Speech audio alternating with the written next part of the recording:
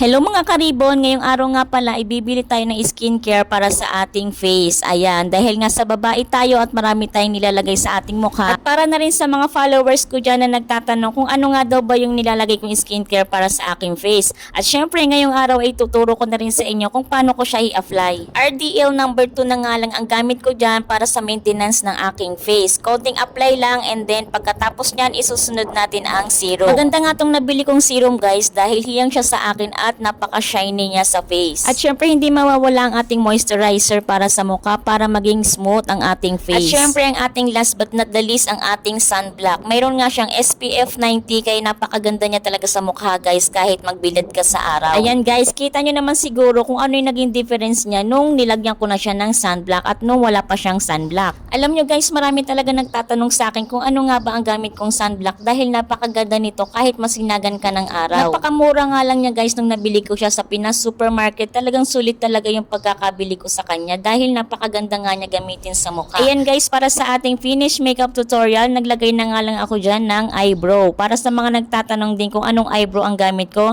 Sheg lang po pala yan na nabibili ko sa Shein. Ayan guys, ganyan nga lang ako kabilis at kasimple mag-makeup paglalabas everyday. Thank you for watching!